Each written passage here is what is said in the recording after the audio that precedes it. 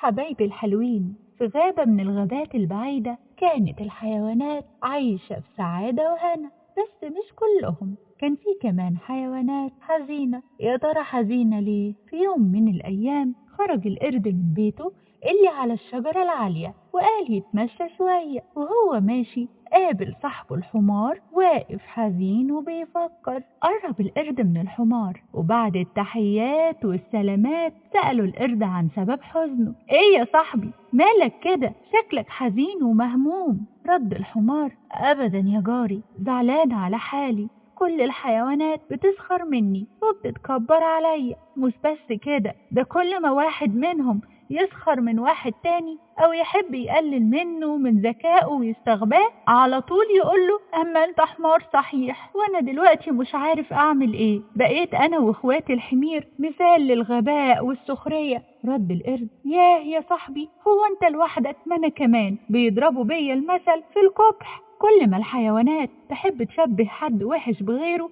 يقولوا ياه شكله وحش شبه القرد. يا صاحبي، انت قلبت عليا المواجع، وعشان كده انا هرجع بيتي وهلزم شجرتي بدل ما اسمع لي كلمة من هنا ولا هنا تضايقني. يلا سلام يا صاحبي. ورجع القرد لشجرته. وبعد كام يوم الحيوانات لاحظت غياب الحمار والقرد، فراح الكلب لبيت الحمار يسأل عنه وعن سر اختفائه. وبعد التحيات والسلامات سألوا الكلب عن سبب اختفائه. فينك يا صاحبي؟ احنا مفتقدينك جدا، مالك فيك ايه؟ رد الحمار: ابدا، انا خلاص قررت افضل في بيتي. وحكى الحمار للكلب على اللي حصل ودار بينه وبين القرد، وقد ايه هو حاسس بالمهانة هو والقرد. سكت الكلب وفضل يفكر شوية، وبعدين قال: عندك حق يا حمار، انا كمان هعمل زيكم وهفضل في بيتي، مش عاوز حد يسخر مني او يستهزأ بيا. ورجع الكلب لبيته وهو حزين ومهموم. ولما عرفت الغزالة باللي حصل وكان ما عجبهاش الكلام، الغزالة كانت دايما بتحب التفاؤل، مبتسمة سعيدة راضية مهما كان الحال، ومفيش حد يشوفها او يقابلها الا وهي تكون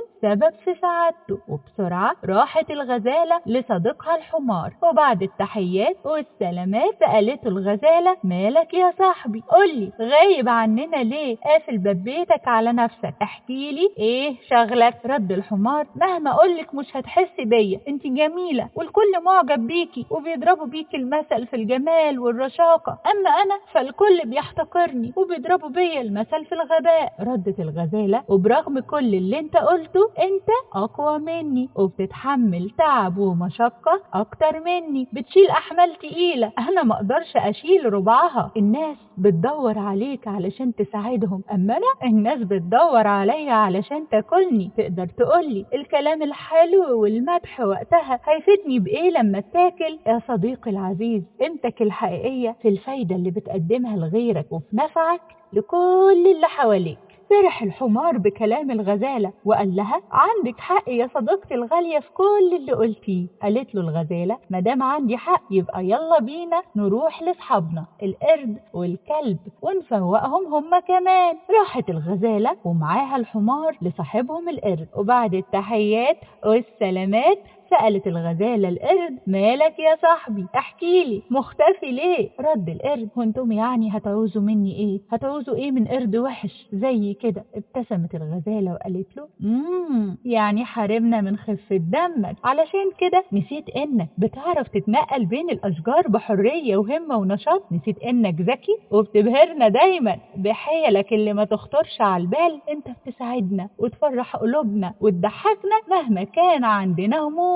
ها عندي حق ولا لا؟ فرح القرد في كلام الغزالة وقال: عندك حق يا صديقتي الغالية في كل اللي قلتيه، مادام عندي حق يبقى يلا بينا نروح لصاحبنا الكلب ونخرجه من بيته. راحت الغزالة ومعاها الحمار والقرد لبيت الكلب، وبعد التحيات والسلامات سألت الغزالة الكلب: مالك يا صاحبي الوفي؟ مستخبي مننا ليه وحرمنا من رؤيتك؟ رد الكلب: أبدا، أنا بس مش عاوز أكلم حد ولا أقعد مع حد، محدش بيحبني. ردت الغزالة: إزاي بقى يا مثال الشهامة والوفاء؟ تقدر تقولي مين بيحمي الناس من اللصوص؟ ومين بيحرسهم؟ فرح الكلب بكلام الغزالة وقال لها عندك حق يا صديقتي الغالية. وبين الثانية والتانية رجع الأمل والسعادة لقلوب الحيوانات الحزينة، وكلهم شكروا الغزالة وقالوا لها انتي فعلا بتقدري تصنعي السعادة. ردت الغزالة أنا بس عملت بنصيحة أمي قالت لي زمان اصنع سعادتك بإظهار الجانب المشرق للحياة. حبايبي الحلوين، اوعوا حد يهز ثقتكم في نفسكم، واوعوا تسمحوا لحد انه يقلل منكم او يسخر منكم. ولو حد بقى حاول انه يسخر منك تعمل ايه؟ تجاهله، وبدل ما تتكسف او تبص للارض بص في عينه وبين زعلك وغضبك من كلامه.